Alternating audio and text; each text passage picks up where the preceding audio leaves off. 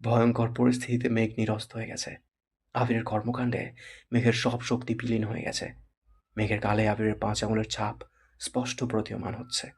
আবির মেঘের ঘাড়ে হাত রেখে কিছুটা নিচু হয়ে অন্য পাশে মেঘের ঘাড়ের কাছে মুখ নিয়ে এলো। আবিরের তপ্ত নিঃশ্বাস ছুঁয়ে দিচ্ছে মেঘের মসৃণ কৃপা। মেঘ দাঁতে দাঁত চেপে চোখ বন্ধ করে দাঁড়িয়ে আছে। আবিরের সুগভীর কণ্ঠস্বর ভেসে উঠল, এটুকুতেই এই অবস্থা হলে কিভাবে কি হবে? আবিরের নেশাক্ত কণ্ঠে বলা কথা মেঘের কর্ণপাত হলো না। আবিরের স্পর্শ আর নিঃশ্বাসেই মেঘ পাথর বনে গেছে। আবির আবেশিত কণ্ঠে পুনরায় বলল, ম্যাম, নিজেকে সামলান। আমি কিন্তু আমাতে নেই। কোনো অনিষ্ট হলে আমি একা কলুষিত হব না, আপনাকে নিয়েই হব। আমৃত্যু ভালোবাসি তোকে, পর্ব ৩৩। লেখিকা সালমা চৌধুরী। আর আমি প্রীতম বলছি। আলী আহমদ খান ফজরের নামাজ পড়ে বাসায় এসে পড়েছেন। সোফায় হেলান দিয়ে চুপচাপ বসে আছেন। সচরাচর নামাজ শেষে ঘণ্টাখানেক হাঁটাহাঁটি করে তারপর বাসায় ফেরেন। তবে আজ শরীর খারাপ লাগছিল বলে হাঁটতে যাননি। আবির বাসায় ফিরে আব্বুর সাথে একটু কথা বলে নিজের রুমে চলে গেছে। আবিরের পা মোটামুটি ঠিক হলেও শরীর এখনও বেশ দুর্বল। এজন্য আলী আহমদ খান আবিরকে অফিসে যেতে দেন না। বাসায় থেকে যতটা সম্ভব কাজ করে, বাকি সব কাজ ইকবাল খানরাই সামলায়। ইদানিং আবিরের ঘুম ভাঙার পরপরই মেঘের যত্ন শুরু হয়। পা ঠিক হওয়ার পর থেকে আবির নামাজ পড়তে মসজিদে যায়। নামাজ থেকে ফিরতেই টেবিলের উপর কফির সাথে ইউনিক কিছু নাস্তা সাজানো থাকে। মেঘ তাহাজ্জুদের নামাজ শেষ করেই রান্না করতে চায়। আবির আর নিজের জন্য অল্প স্বল্প নাস্তা রেডি করে নিজের রুমে লুকিয়ে রাখে। আবির নামাজে গেলে চুপি চুপি আবিরের রুমে নাস্তা রেখে নিজের রুমে চলে আসে। আবির সব বুঝতে পেরেও মেঘকে কিছু বলে না। অবশ্য কিছু বলতেও ইচ্ছে করে না। আবির তার কাদম্বিনীর অতিরিক্ত যত্নে দিনকে দিন মেঘের প্রতি এতটাই আসক্ত হয়ে পড়ছে, যা কোনোভাবেই কাটাতে পারছে না। নিজের প্রতি নিয়ন্ত্রণ হারিয়ে ফেলছে। আবির অ্যাক্সিডেন্ট করার পর থেকে আবিরের প্রতি মেঘের দায়িত্ববোধ কয়েক গুণ বেড়ে গেছে। সেই সাথে বুদ্ধিও বেড়েছে। এখন আর আগের মতো বাসার মানুষদের সামনে পাগলামি করে না। আবির কিছু বললে একেবারেই মেনে নেয়। মুখের ওপর প্রশ্নও করে না। আবির প্রতিদিনের মতো আজও রুমে এসে টেবিলে নাস্তা রাখা দেখে নিঃশব্দে হাসল। নাস্তা শেষ করে আবারও ঘুমিয়ে পড়ল। মেঘও নিজের রুমে নাস্তা করে পড়তে বসেছে। নিচে আলিমত খান সোফায় চোখ বন্ধ করে বসে আছে। মালিয়া খান কয়েকবার জিজ্ঞেস করেছেন কোনো সমস্যা কি না, কিন্তু উনি কিছুই বলেননি। অনেকক্ষণ পর ইকবাল খান বাজার নিয়ে বাসায় ফিরেছেন। ভাইজানকে মনমরা হয়ে সোফায় এভাবে বসে থাকতে দেখে ইকবাল খানও সোফায় গিয়ে বসলেন। শান্ত স্বরে শুধালেন, ভাইজান, তুমি কি কোনো বিষয় নিয়ে চিন্তিত? না, তেমন কিছু না। মনে হচ্ছে কিছু নিয়ে টেনশন করছো, আমায় বলো। কি বলবো বল। আবিরের ছন্ন ছাড়া আচরণগুলো আমাকে খুব ভাবাচ্ছে। নিজের মতো ব্যবসা করতে চাইছিল, সেখানে আমি জোর করে ওকে আমাদের ব্যবসায় জড়িয়েছি। আদতে ওর মনে কি চলছে তাও বুঝতে পারছি না। ভেবেছিলাম ওকে বিয়ে করাতে পারলে দুশ্চিন্তাটা অনেকটা কমে যাবে, কিন্তু ও বিয়েও করবে না বলে দিল। একমাত্র ছেলে, এত বছর দূরে ছিল। বাসায় ফেরার পর যেন দূরত্ব আরও বেড়ে গেছে। আবিরকে কিছু বলতেও পারি না। বলার আগেই ওর মা কান্নাকাটি শুরু করে দেয়। ইকবাল খান মলিন হেসে বললেন, ভাইজান, তুমি শুধু শুধু টেনশন করছো। দরকার হলে আমি আবিরের সাথে আবার কথা বলবো। আপাতত কিছু বলার প্রয়োজন নেই। কিছুদিন আবিরকে ওর মতো করেই থাকতে দে। দেখ ওর মতিগতি বদলায় কিনা। ইকবাল খান মাথা নিচু করে কিছুক্ষণ বসে রইলেন। দুই ভাইয়ের মুখে কোনো কথা নেই। ইকবাল খান গলা খেঁকিয়ে হঠাৎ বলে উঠলেন, ভাইজান, একটা কথা জিজ্ঞেস করি? হ্যাঁ, বল। আফাকে কি তুমি সত্যি মন থেকে মেনে নিয়েছো, নাকি মনের ভেতর এখনো ক্ষোভ রয়েই গেছে? মন থেকে না মানলে আমার বাড়িতে ঢোকার অনুমতি কোনো দিনও দিতাম না, এটা মাথায় রাখিস। কিন্তু কিন্তু কি? মাত্র ২ দিনের সাক্ষাতে আবুদের বাসায় দাওয়াত দিলে, এত সহজে সবটা মানিয়ে নিলে, বিষয়টা সত্যিই অবাক করছে আমায়। আলী আহমদ খান অনচ্ছ এসে বললেন, তোদের চোখে বিষয়টা ২ দিনের ঘটনা হলেও আমার কাছে এটা প্রায় ৮-১০ বছর যাবৎ চলমান একটা ঘটনা। মাহমুদার বিয়ের পর থেকে ১৫-২০ বছরের মতো আমি ওর নামটা সহ্যও করতে পারিনি। কত রাত ওদের উপর রাগ করে না খেয়ে ঘুমিয়েছি তার হিসেব নেই। আগে প্রতি বছর ঈদে বা অন্যান্য সময় বেড়ানোর জন্য প্রায়ই গ্রামে যেতাম। কিন্তু ওই ঘটনার পর থেকে গ্রামে গেলে আমার পরিবারের নামে আজে বাজে কথা শুনতে হতো। তার জন্য বাধ্য হয়ে গ্রামের সাথে যোগাযোগ পুরোপুরি বন্ধ করে দিয়েছিলাম। নিজের সাজানো সংসারকে বাঁচাতে বাধ্য হয়ে সব ছেড়েছিলাম। এমনকি ঈদেও বাড়িতে পা দিইনি। সময় আর বয়সের সাথে সাথে অনেক কিছু বদলাতে শুরু করে। কিন্তু আমি আমার নীতি থেকে সরতে পারিনি। হঠাৎ একদিন একটা অপরিচিত নাম্বার থেকে কল আসে। কথা বলে জানতে পারি সে আমাদের গ্রামের মেম্বারের ছোট ভাই মাইদুল। পড়াশোনা শেষে যশোরে চাকরির পোস্টিং হওয়ায় সেখানে যায়। ওইখানে মেহমুদাকে দেখে আমার ফোন নাম্বার সংগ্রহ করে সে আমায় ফোন দিয়ে জানিয়েছে। আমি সেদিন আমার আবেগকে নিয়ন্ত্রণ করতে পারিনি। ওর নামটা শুনে মুখের ওপর কল কাটতে পারিনি। বোনের প্রতি দুর্বলতায় মাইদুলের বলা সব কথাই শুনেছিলাম। তারপর থেকে মাইদুল মাঝে মধ্যে কল দিয়ে মাহমুদাদের খোঁজখবর জানাতো। কখনো কখনো আমিও কল দিতাম। ওদের ঢাকা আসার খবরও আমি আগেই পেয়েছিলাম। এমনকি মাহমুদা আর ওর মেয়ে আইরিনকে আমি আগেও ২-৩ বার দেখেছি। এতদিন আমাদের কিছু জানোনি কেন? কিভাবে জানাতাম? আর কিই বা জানাতাম? তুমি আফাকে সত্যিই মাফ করেছো? যেদিন শুনেছিলাম ওর হাসব্যান্ড হার্ট অ্যাটাক করেছে, সেদিনই আমি ওদের মাফ করে দিয়েছিলাম। কিন্তু নিজের নীতি থেকে নড়তে পারিনি। মনের ওপর যে শক্ত আবরণটা পড়েছিল, সেটাকেও সরাতে পারিনি। নিজের জেদ আর আক্রোশে নিজেই বন্দী হয়েছিলাম। তারপর হঠাৎ যখন মাহমুদ আর জান্নাতকে দেখলাম, আর মাহমুদ আমায় ভাইজান বলে ডাকলো, ওর ডাকে সেদিন মনে হয়েছিল আমার বুকের ওপর থেকে ২৮ বছর যাবৎ জমা বিশালাকৃতির পাথরটা যেন মুহূর্তেই বিলুপ্ত হয়ে গেছিল। ইচ্ছে হয়েছিল ছোটবেলার মতোই সব ভুলে বোনকে কাছে টেনে নিতে। কিন্তু আমি পারিনি। আমার মন সায় দিলেও আমার হাত পা তাতে সায় দেয়নি। তারপর থেকে তোর ভাবি আর আবির, মোজাম্মেল আমাকে অনেক বুঝিয়েছে। তাই সবকিছু ভুলে ওদের ডাকার সিদ্ধান্ত নিয়েছি। বাঁচব আর কতদিন? রক্তের সম্পর্ক ছিন্ন করে মরেও শান্তি পেতাম না। ইকবাল খান নিস্তেজ হয়ে বসে আছেন। কিছু বলার ভাষা নেই ওনার। বোনের প্রতি বড় দুই ভাইয়ের মতো ইকবাল খানের ভালোবাসাও প্রবল ছিল। মাহমুদা খান আর ইকবাল খান মোটামুটি সমবয়সী ছিল। বিধায় দুজনের সম্পর্কটাও বেশ মজবুত ছিল।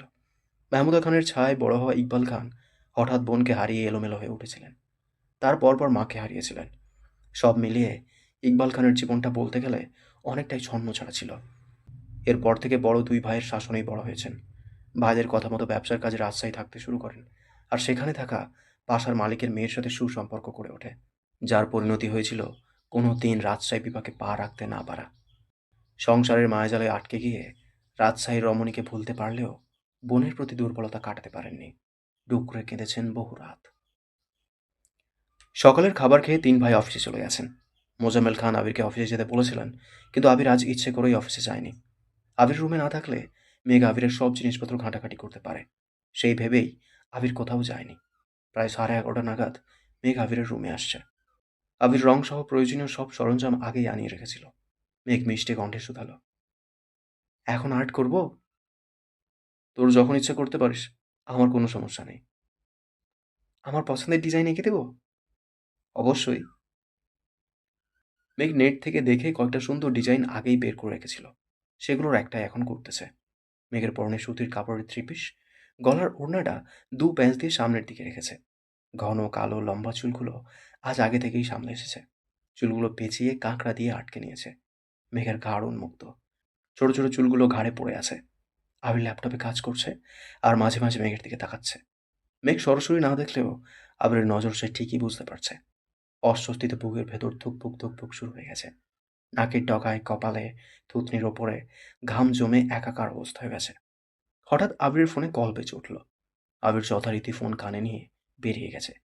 আবির বের হতেই মেঘ স্বস্তির নিঃশ্বাস ছাড়ল। আবির রুমে নেই দেখে মেঘ কাজের গতি বাড়াচ্ছে। তাড়াতাড়ি ডিজাইন শেষ করে পালাতে পারলেই বাঁচে। আচমকা মিম দরজায় দাঁড়িয়ে কাঁদতে শুরু করল। মেঘ বুঝতে পেরেও পিছন ফিরে তাকালো না।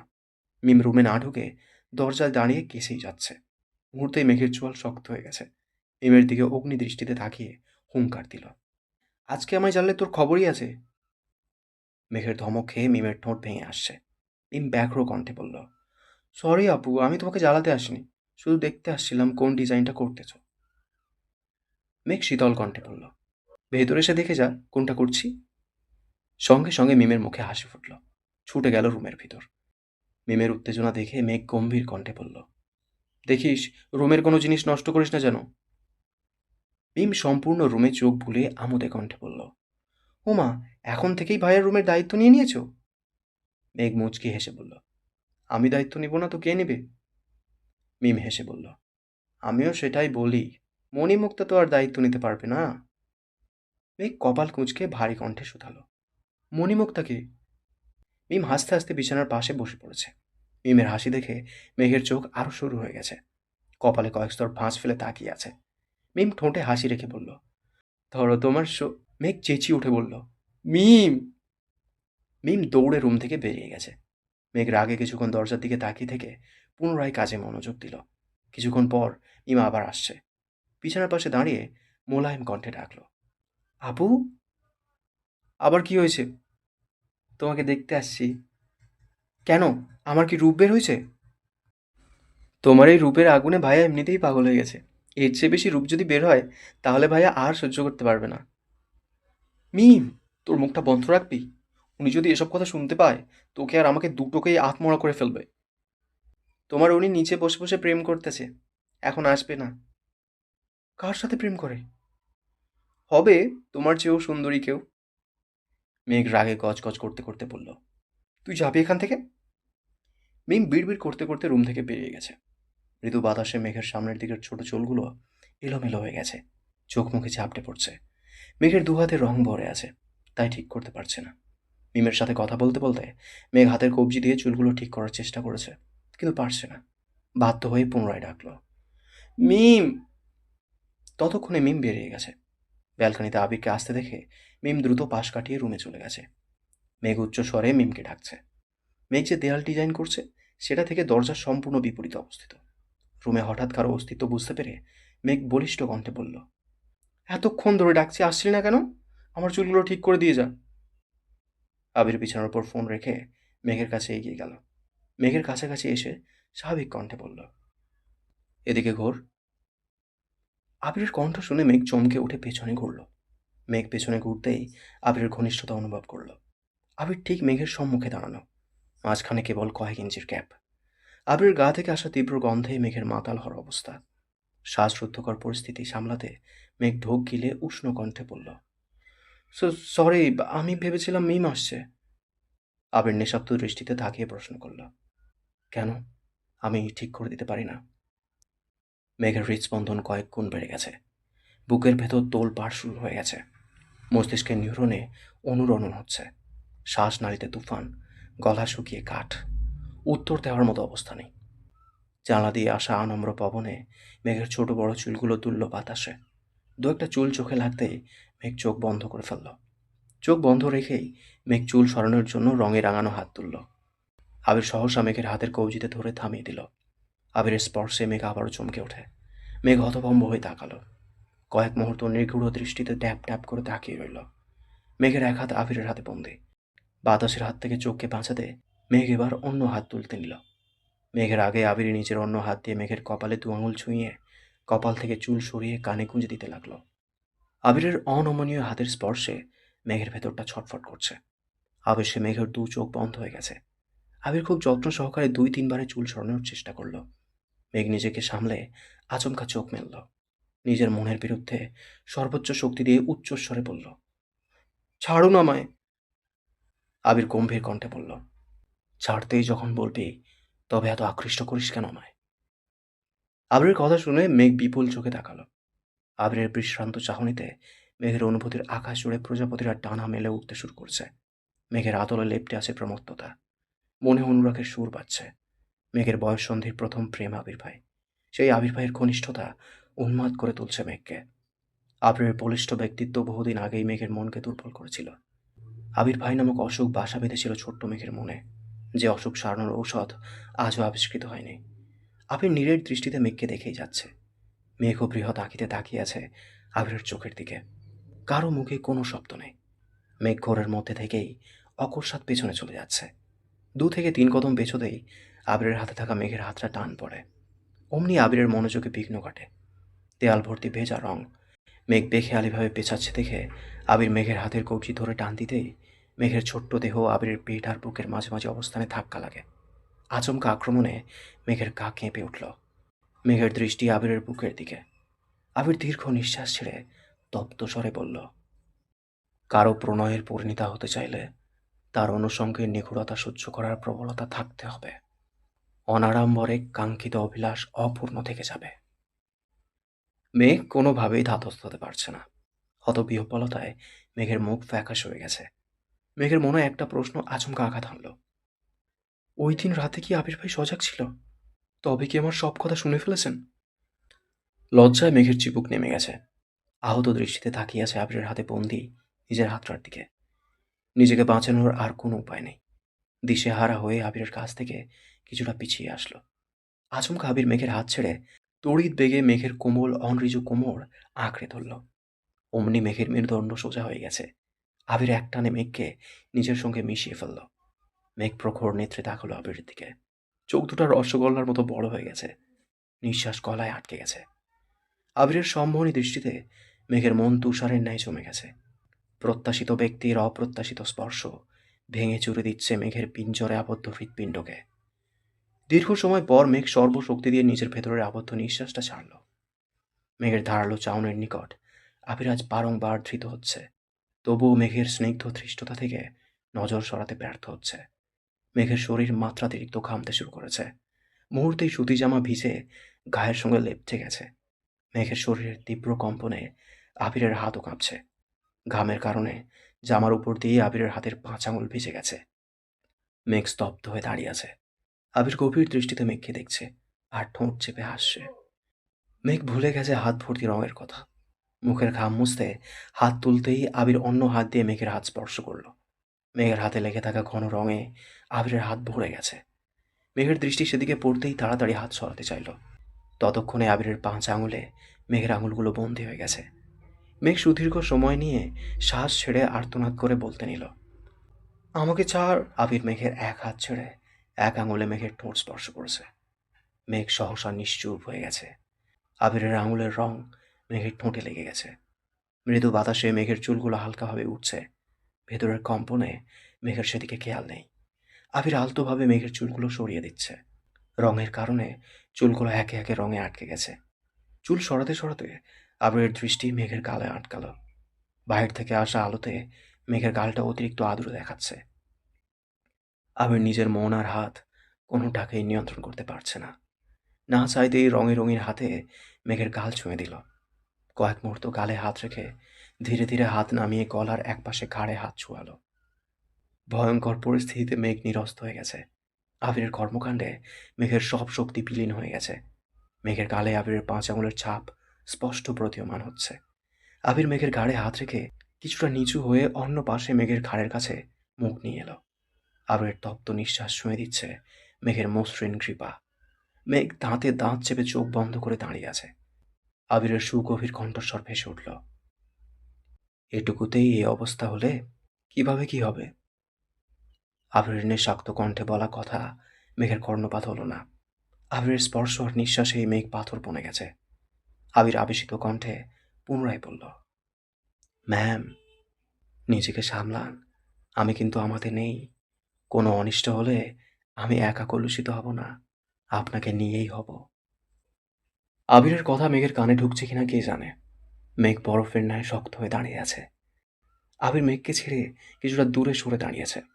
মেঘ তখনও পূর্বের জায়গায় দাঁড়ানো। দেখেই বোঝা যাচ্ছে নিজের সেন্সে নেই। আচমকা মেঘ পেঁচাতে শুরু করে। দেয়ালে আটকানোর পূর্বেই আবির এগিয়ে এসে মেঘের চুলের খোঁপার ঠিক পেছনে দেয়ালে এক হাত রাখল, যেন মেঘের চুলের রং না লাগে। অন্য হাতে দেয়াল ধরে নিজেকে আটকালো। মেঘ ঘন ঘন নিঃশ্বাস নিচ্ছে। হঠাৎ আতঙ্কিত কণ্ঠে বলল, আমি রুমে যাব। আবির মিটিমিটি হেসে শুধালো, শরীর কি বেশি খারাপ লাগছে? মেঘ চিবুক নামিয়ে ধীর কণ্ঠে বলল, হ্যাঁ। আবির মনে মনে বিড়বিড় করল, কিছু করলামই না, এতেই নাজেহাল অবস্থা। কিছু করলে তো আপনাকে খুঁজে পাওয়া যাবে না।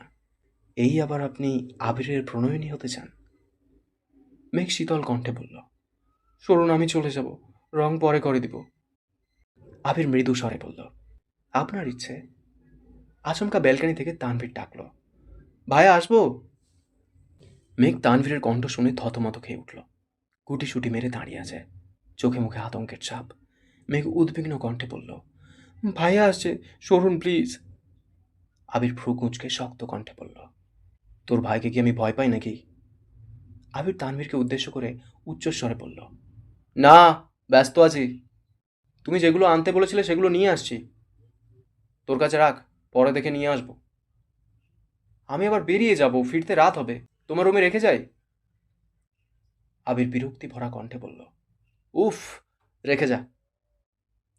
মেঘ উপায় না পেয়ে আবিরের প্রশস্ত বুকে নিজেকে আড়াল করার চেষ্টা করল।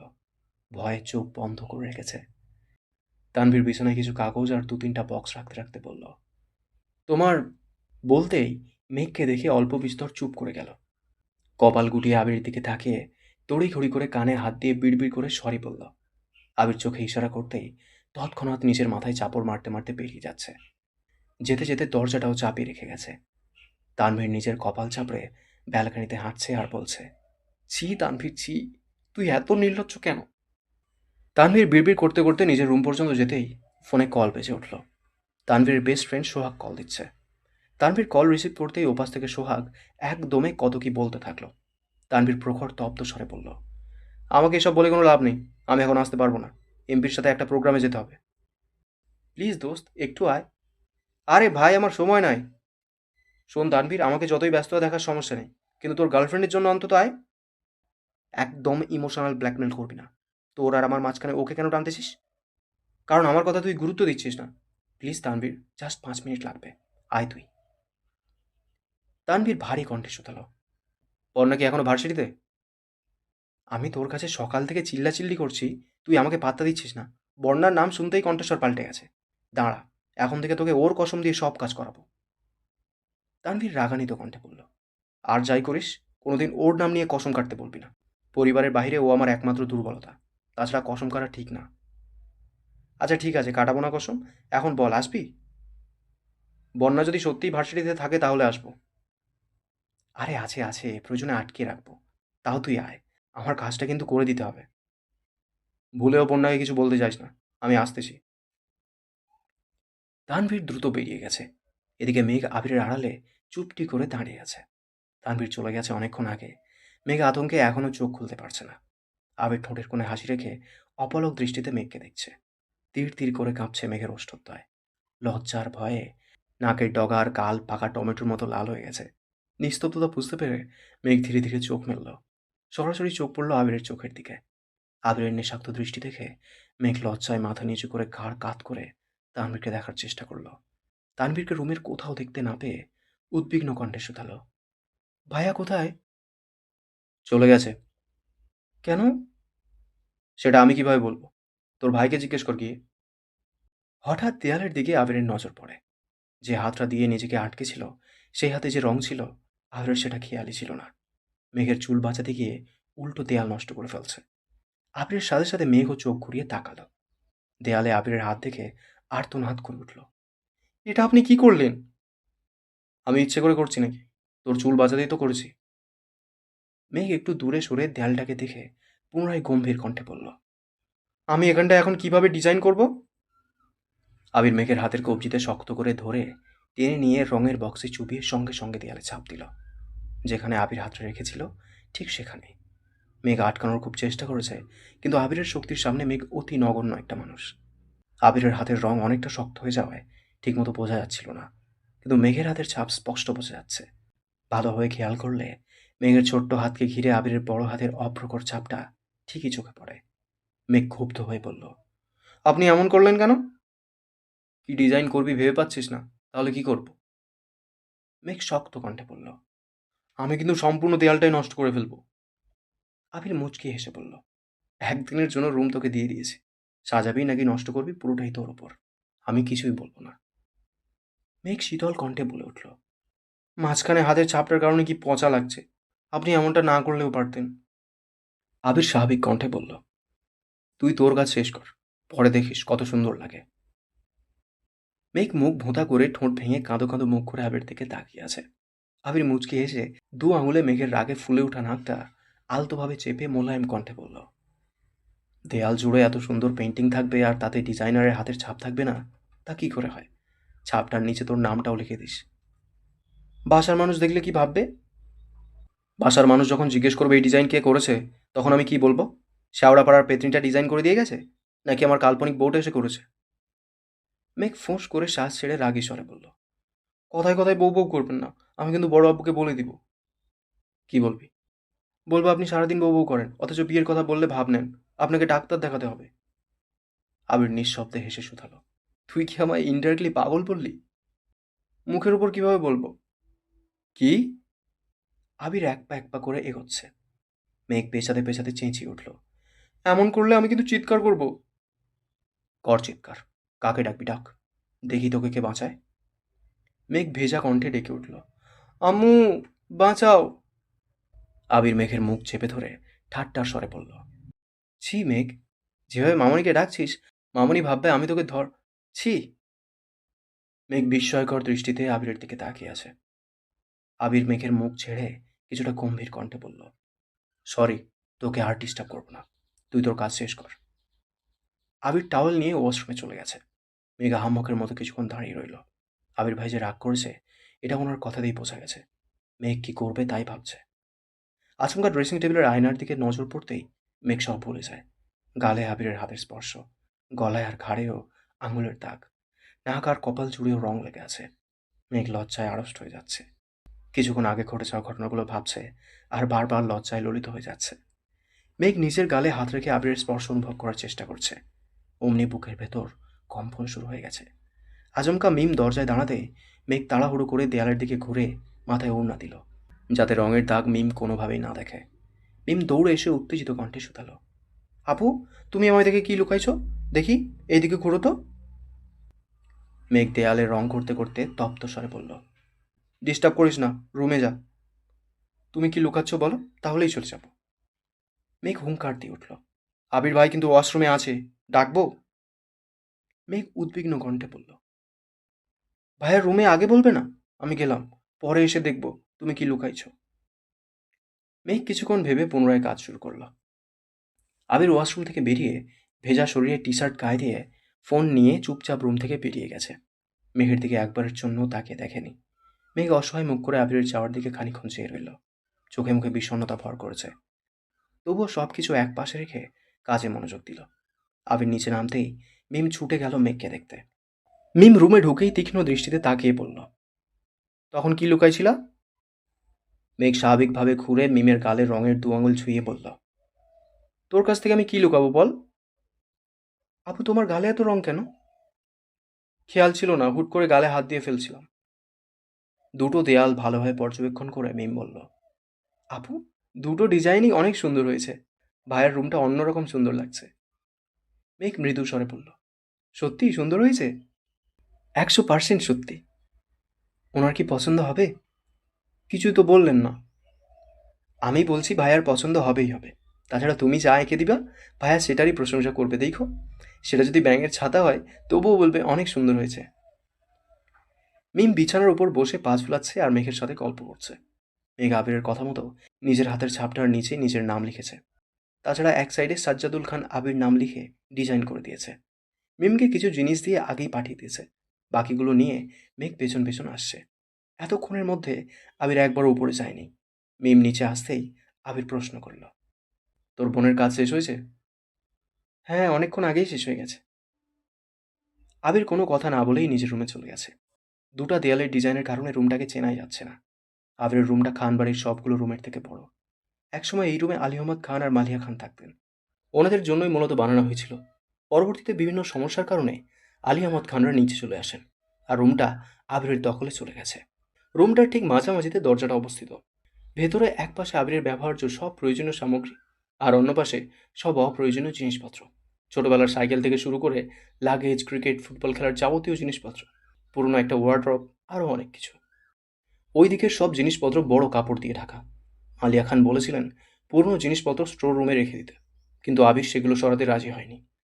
রুমে আর্ট করা এখন এক পাশ সুন্দর হয়ে গেছে আর অন্য পাশ অগোছালো, তবে আবিরের সেদিকে মনোযোগ নেই। আবির উদ্ধৃত নয়নের দেয়ালের দিকে তাকিয়ে আছে। একবার চোখ পড়ে নিজের নামের দিকে, পুনরায় নজর আটকায় মেঘের হাতের চাপে, সেই সাথে লেখা মেঘ নামটার উপর। অকস্মাৎ আবিরের মুখে হাসি ফোটায়। অন্যদিকে তানভীর ভার্সিটির সামনে আসতেই সোহাগ আর শিমুলকে দেখতে পেল। ওরা তানভীরকে দেখেই হাসি মুখে এগিয়ে আসলো। তানভীর প্রশ্ন করল, বন্যা কোথায়? চল, আমাদের কাজটাকে শেষ করে আসি, 5 মিনিটের কাজ। বন্যার সাথে আগে দেখা করবো, তারপর তোদের ব্যাপারটা ভেবে দেখব। দুটা মেয়ের সাথে ওইদিকে গেল। তানভীর ওদের দেখানো পথে বাইক স্টার্ট দিল। থামলো ঠিক বন্যাদের পিছনে। বন্যারা পিছন ফিরে তাকিয়েও দেখল না। তানভীর ঘন ঘন হর্ন দিতে লাগলো। এক প্রকার বিরক্ত হয়ে বন্যা পিছন ফিরতেই দেখল তানভীর বাইক থেকে নীরের দৃষ্টিতে চেয়ে আছে। বন্যা চেহারা স্বাভাবিক করার চেষ্টা করল। তানভীর গম্ভীর কণ্ঠে বলল, এদিকে আসো। বন্যা বান্ধবীদের দিকে তাকিয়ে ধীর গতিতে এগিয়ে আসলো। তানভীর প্রখর তপ্ত স্বরে বলল, ফোন দিলে ফোন রিসিভ করার প্রয়োজন মনে করো না, ইদানিং ফোন বন্ধ করে রেখেছ, সমস্যা কি? বন্যা স্বাভাবিক কণ্ঠে বলল, আমার ফোন নষ্ট হয়ে গেছে, নতুন ফোন কিনতে হবে। আব্বু বলছে আগামী সপ্তাহে ফোন কিনে দেবেন। ও, আর কোনো কারণ নেই তো? আর কি কারণ থাকবে? ভাইয়া যখন অ্যাক্সিডেন্ট করেছিল তখন তোমাকে রাগে উল্টাপাল্টা কথা বলেছিলাম, তার জন্য দুঃখিত। ভাইয়ার রক্তাক্ত দেহ দেখে আমি তখন মানসিকভাবে ভেঙে পড়েছিলাম। বুঝে না বুঝে তোমার সাথে রাগ দেখিয়েছি। বন্যা মলিন হেসে বলল, কোনো ব্যাপার না, আমি কিছু মনে করিনি। আপনার জায়গায় আমি থাকলেও হয়তো এভাবেই রিয়াক্ট করতাম, নয়তো আরও বেশি করতাম। আই এম রিয়েলি সরি বন্যা। এত ফর্মালিটি করতে হবে না, আমি সত্যিই কিছু মনে করিনি। আবির ভাই এখন কেমন আছেন? মেঘ কেমন আছে? দুজনেই আলহামদুলিল্লাহ ভালো আছে। বন্যা হঠাৎই ঢোক গিলে উষ্ণ স্বরে শুধালো, একটা কথা জিজ্ঞেস করব? হ্যাঁ, অবশ্যই। আপনি মিনহাজ আর তামিমকে কি করছিলেন?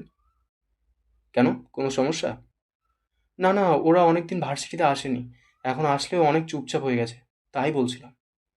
ও আচ্ছা, এসব কোনো বিষয় না, আমি বেশি কিছু করিনি।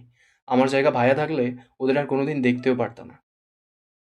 তানভীর একটু থেমে আবার প্রশ্ন করলো, ও একটা কথা, ভার্সিটিতে কেউ তোমাকে ডিস্টার্ব করে?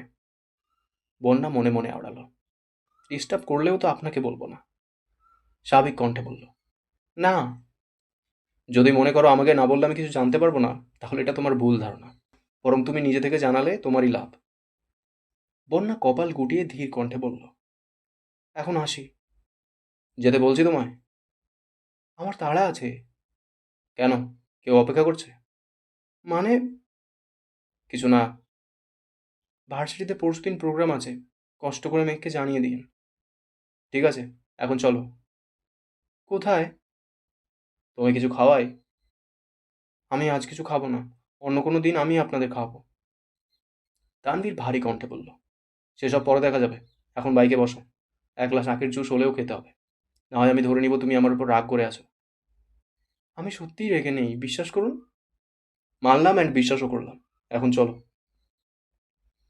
বন্যা দাঁতে দাঁত চেপে বাইকে উঠে বসলো। ইচ্ছে না থাকা সত্ত্বেও তানভীরের সঙ্গে 2 গ্লাস আখের জুস খেয়েছে।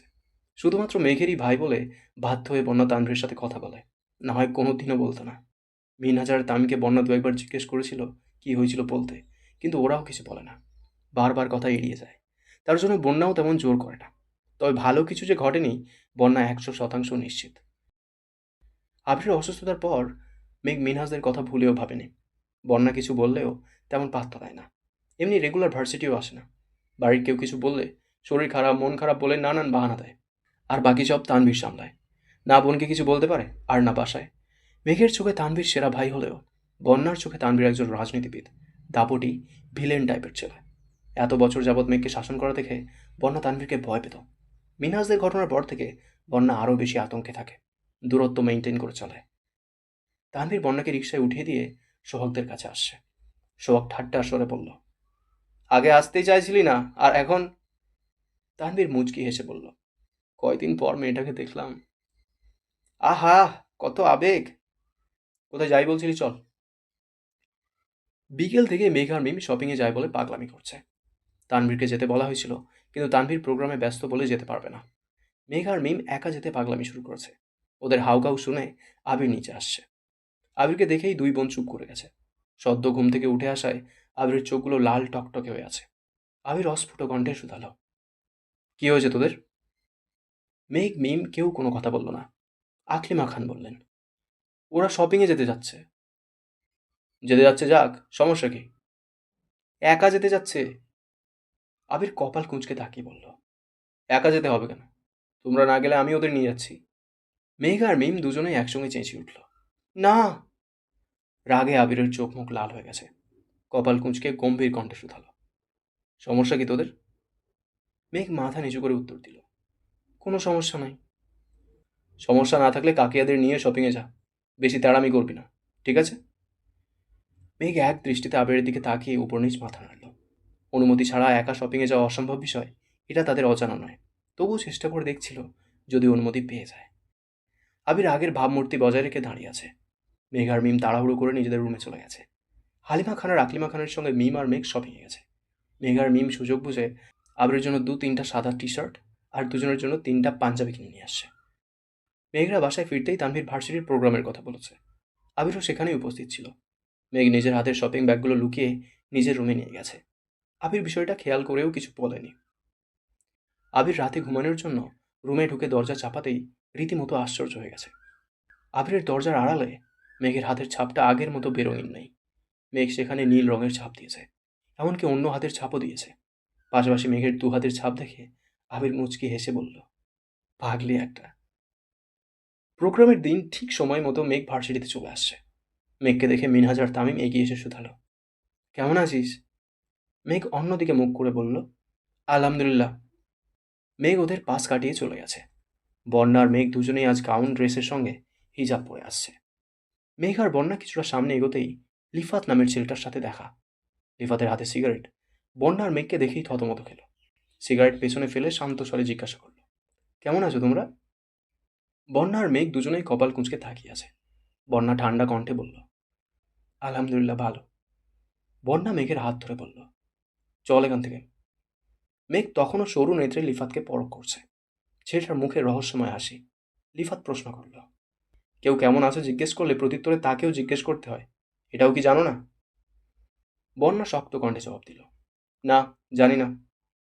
বন্যা মেঘকে টেনে নিয়ে চলে গেছে। মেঘ কপাল কুঁচকে শুধালো, এই ছেলে আবার কে? রসায়ন ডিপার্টমেন্টের 4র্থ বর্ষের এক বড় ভাই। তোর সাথে কথা বলতে আসছে কেন? আল্লাহ জানেন, তুই তো ইদানিং তেমন ক্লাসে আসিস না। একদিন আমি ফোনে কথা বলছিলাম, তখন এই ছেলে ইচ্ছে করেই আমার কাছে গেছে। আমি হঠাৎ ঘোরাতে প্রায় ধাক্কা লেগেই গেছিল। কথাবার্তা নেই, হুট করে আমাকে ধমকিয়ে চলে গেছে। এরপর থেকে দেখলেই কেমন করে হাসে, এটা সেটা জিজ্ঞেস করে। ইচ্ছে করে মাথাটা ফাটিয়ে দিই। ভাইয়াকে বলবো? না না না, তোর ভাই আরেক ডেঞ্জারাস পাবলিক। ওই দিন দেখা হয়েছিল, পরেও জিজ্ঞেস করতেছিল আমাকে কেউ ডিস্টার্ব করে কি না। তুই কি বলছিস? আমি না করছি। কেন? তোর ভাই মিনহাজদের যে অবস্থা করছে, আমি আর কাউকে বিপদে ফেলতে চাই না। তাহলে আবির ভাইকে বলি। ভুলেও না, তোর এই গুন্ডা পান্ডা ভাইদের আমার ব্যাপারে কিছু বলবি না। তুই গুন্ডা পান্ডা কাকে বলছিস? আমার আবির ভাই হিরো, নট ভিলেন, ওকে? আর তোর ভাই? আমার ভাইও হিরো। মিনহাজদের যদি মেরেও থাকে, ভাইকে শুধু শুধু মারছে নাকি? আমার কর্মকাণ্ডে তোর কি তখন আমাকে মারতে ইচ্ছে করেনি? বল, করেনি? করেছে। তুই আমার বেস্ট ফ্রেন্ড হয়েও আমার কাছে তুই আমার উপর বিরক্ত হয়েছিস। এমনকি আমি নিজেই আমার উপর বিরক্ত ছিলাম। সেখানে ভাইয়া না মিনহাজকে চেনে, আর না তামিমকে চেনে। আবির ভাই আর তানভীর ভাইয়ের প্রাণ এক সুতোয় বাঁধা। ওদের একজনের কিছু হলে আরেকজনের জীবনের ঝুঁকি নিয়ে হলেও বাঁচাবে। সেখানে সামান্য মায়ের আর এমন কি? বন্যা উদাসীন কণ্ঠে বলল, এখন চল, অনুষ্ঠান শুরু হয়ে যাবে। মেঘ আর বন্যা ভেতরে ঢুকল। পেছন দিকে বসতে যাবে এমন সময় ওদের একজন ক্লাসমেট সামনে থেকে ডেকে বলল, মেঘ, মেঘ তোরা এখানে আয়, তোদের জন্য সিট আছে। মেঘ আর বন্যা এগিয়ে গেল। পাশাপাশি দুটা সিটে মেঘ আর বন্যা বসল। ওদের সামনের সারিতে লিফাতের বন্ধুরা বসা। কয়েক মুহূর্তের মধ্যেই লিফাত এসে বসল। মেঘ আর বন্যা লিফাতকে দেখেই পেছনে চলে যাওয়ার জন্য ফিসফিস শুরু করলো। লিফাত পেছনে ঘুরে উত্তেজিত কণ্ঠে বলল, আরে তোমরা এখানে? কোনো কিছু লাগলে শুধু একবার বলবা, সাথে সাথে এনে দিব। বন্যা আর মেঘ দুজনেই রাগে ফুঁসছে। বন্যা কিছু বলতে যাবে, তার আগেই কেউ একজন রাগান্বিত কণ্ঠে বলে উঠল, তোর কলিজাটা আমার লাগবে, দে এখন। মেঘ আর বন্যা দুজনেই চমকে উঠে পাশ ফিরে তাকালো। লিফাতও আঁতকে উঠে সেদিকে তাকালো। চোখ পর্যন্ত ঢেকে রাখা ক্যাপটা সরাতেই তানভীরের মুখটা স্পষ্ট দেখা গেল। লিফাতের দিকে অগ্নি দৃষ্টিতে তাকিয়ে আছে। তানভীরকে দেখে বন্যা আর মেঘ দুজনেই ভয় পাচ্ছে। লিফাত বেশ কিছুক্ষণ তীক্ষ্ণ দৃষ্টিতে তাকিয়ে হঠাৎই হেসে ফেলল। তানভীর চোখ মুখ কুঁচকে পুনরায় বলল, কি হলো, দিবি না? মেয়েদের প্রতি এত যত্ন, যা চাইবে সাথে সাথে এনে দিবি, আর আমি সামান্য কলিজাটা চাইছি, সেটা তুই দিতেই রাজি হচ্ছিস না? লিফাত, তোর থেকে এটা আশা করিনি। লিফাত হঠাৎই অস্বাভাবিকভাবে হাসতে শুরু করলো। হাসতে হাসতে বলল, আরে ভাই তুমি, তোমার কি লাগবে বলো শুধু, দেখো তোমার ভাই তোমার জন্য কি করে। তানভীরের চোখে মুখে বিরক্তির ছাপ। বিরক্তি ভরা কণ্ঠে বলল, আপাতত তোর কলিজাটা হলেই হবে, চালে তোর হাড়টাও দিতে পারিস। আমিও দেখি ওইখানে ঠিক কতজনকে জায়গা দিয়েছিস। লিফাত মুখে হাসি রেখেই বলল, এই সর সর, আমাকে সাইড দে। লিফাত এগিয়ে আসতেই তানভীর বসা থেকে উঠে দাঁড়ালো। লিফাত তানভীরকে জড়িয়ে ধরে বিড় বিড় করে বলতে লাগলো, প্লিজ ভাই, এখানে অনেক জুনিয়র আছে, ওদের সামনে আমার মান সম্মানটা ডুবিও না প্লিজ। তানভীর রাগান্বিত কণ্ঠে গজ গজ করতে করতে বলল, তোর হিসাবের খাতায় এখন অবধি 1000 খানের মেয়ের নাম উঠেছে। আর কত? সরি ভাই, তুমি এখানে কেন আসছো? ওরা কি তোমার কিছু হয়, নাকি অন্য কারোর জন্য আসছো? যেই বন্যার পিছনে ঘুরঘুর করছিস, সে একান্তই আমার। তার পাশের জন আমার একমাত্র বোন, আর আবির ভাইয়ার পার্সোনাল সম্পত্তি। তুই ভুল জায়গায় হাত বাড়িয়েছিস লিফাত। তোকে কি করা উচিত নিজেই বল। সরি ভাইয়া, প্লিজ মাফ করে দাও। আমি জানতাম না ওরা তোমার কাছের লোক। তোকে লাস্ট ওয়ার্নিং দিচ্ছি লিফাত, ভবিষ্যতে কোনো মেয়ের দিকে কুনজর দিলে সার্টিফিকেট নিয়ে বের হতে পারবি না বলে দিলাম। প্লিজ তানভীর ভাই, এমনটা করো না। প্রয়োজনে আমি তোমার পায়ে ধরে মাপ চাইবো। আবির ভাইয়া কোথায় আছে? আমি ওনার পায়ে ধরে মাপ চেয়ে নিব। তবুও এমন কিছু করো না ভাই। ঠিক আছে, লাস্ট বারের মতো ছেড়ে দিচ্ছি। লিফাত এক গাল হেসে বলল, থ্যাংক ইউ ভাই। তানভীর ভারী কণ্ঠে বলল, মনে থাকে জানো? অবশ্যই। লিফাত নিজের চেয়ারে গিয়ে বসল। পেছন ফেরা তো দূর, ঘাড় পর্যন্ত কাত করছে না। তানভীর মেঘ আর বন্যার জন্য কিছু খাবার আগেই কিনে নিয়ে আসছিল। সেগুলো দিয়ে ক্যাপ পরতে পরতে বলল, আমি আসছি। মেঘ হাসি মুখে বলল, অনুষ্ঠান দেখবা না? আমি অনুষ্ঠান দেখতে আসিনি। যে কাজে আসছিলাম তা শেষ। অনুষ্ঠান শেষে বাসায় চলে যাস। উল্টাপাল্টা ঘুরিস না। তানভীর চলে গেছে। খুশিতে মেঘের চোখ চকচক করছে। বন্যার দিকে তাকিয়ে ঠোঁট বেঁকিয়ে হেসে বলল, দেখেছিস, আমার ভাই সেরাদের সেরা। তুই না বললেও ঠিকই জেনে ফেলছে। ওই ছেলে মাপ যে চাইছে দেখছিস? বন্যা ফোঁস করে শ্বাস ছেড়ে রাগী স্বরে বলল, তুই গিয়ে শুনছিলি? মাপ নাও চাইতে পারে। মেঘ ভ্রু কুঁচকে বলল, এই তুই কি আমার ভাইয়ের পাওয়ার নিয়ে সন্দেহ করছিস? আমি শিওর এই ছেলে ভাইয়ের কাছে মাপ চাইছে। বিশ্বাস না হলে ছেলেকে ডাক দে। যদি স্বাভাবিকভাবে কথা বলে তাহলে বুঝো ভাইয়া কিছু বলেনি। আর যদি কণ্ঠস্বর বদলে যায় তাহলে বুঝবো ভাইয়া ঝাড়ছে। বন্যা ভাবলেশহীনভাবে জবাব দিল, আমি পারবো না। মেঘ ভেঙচি কেটে বলল, না পারলে নাই। আমার ভাই যে হিরো তার প্রমাণ আমার দিতেই হবে। মেঘ সামনের দিকে কিছুটা ঝুঁকে ডাকলো, এক্সকিউজ মি ভাইয়া। সেটা পিছনে না তাকিয়েই ঢোক গিলে ধীর কণ্ঠে জবাব দিল, জি আপু, কিছু বলবেন? আমাদের জন্য কি কোনো সমস্যা হচ্ছে? আমরা কি পেছনে চলে যাব? মেঘ তাড়াহুড়ো করে বলল, না পেছনে যেতে হবে না, আমাদের কোনো সমস্যা হচ্ছে না। মেঘ বন্যার দিকে তাকিয়ে মুচকি হেসে বলল, দেখলি? এর মধ্যে রাজনীতিবিদদের আগমন ঘটল। আশেপাশে বসা জুনিয়ররা সবাই দাঁড়িয়ে সালাম দিচ্ছে। মেঘ আর বন্যা স্বাভাবিকভাবেই বসে রইল। একজনের নজর মেঘদের দিকে পড়তেই সামনের দু তিনজনকে ডেকে বলল। অকস্মাৎ ওরা থমকে গেল। ঘুরে এসে মেঘদের কাছে দাঁড়ালো। মেঘ আর বন্যা মনে মনে ভয় পাচ্ছে। ভাবছে দাঁড়ায়নি বলে হয়তো ওনারা বকা দিতে আসছে। তাদের মধ্যে একজন মেঘকে উদ্দেশ্য করে বলে উঠলেন, আসসালামু আলাইকুম আপু। ওয়ালাইকুম আসসালাম। তোমরা তো পিছনে বসছো কেন? আসো, সামনে এসে বসো। মেঘ আর বন্যা দুজনেই থতমত খেয়ে বলল, না ভাইয়া, আমরা এখানেই ঠিক আছি। তা বললে হবে না আপু। আবির ভাইকে এত রিকোয়েস্ট করার পরও উনি আমাদের প্রোগ্রামে আসেননি। অবশ্য তার জন্য আমরাই দায়ী। ভাইয়া বারবার বলেছিল ওনাকে নিয়ে যেন কোনো রকম প্ল্যান না করি, কিন্তু আমাদের মন তাতে সায় দেয়নি। ভাইয়ের জন্য স্পেশাল আয়োজন করেছিলাম। ভাইয়া কোনোভাবে খবর পেয়েছে, তারপর আর প্রোগ্রামেই আসেননি। এসব পুরনো কথা বাদ দিই। এখন তোমরা যেহেতু আজকের প্রোগ্রামে আসছো, আমাদের উচিত তোমাদের সর্বোচ্চ আপ্যায়ন করা। প্লিজ তোমরা সামনে এসে বসো, প্লিজ। চার পাঁচজন একসঙ্গে রিকোয়েস্ট করতে শুরু করেছে। ওনাদের এত রিকোয়েস্ট করা দেখে মেঘ আর বন্যা ভীষণ লজ্জায় পড়ে গেছে। পুরো হলের মানুষ দাঁড়িয়ে তাকিয়ে দেখছে মেঘার বন্যার দিকে। যাদের দাপটে সবাই আতঙ্কে থাকে, সেখানে তারা প্রথম বর্ষের দুই মেয়েকে এত রিকোয়েস্ট করতেছে। এটা সবার কল্পনার বাইরে। মেঘার বন্যা বাধ্য হয়ে সামনে গিয়ে বসলো।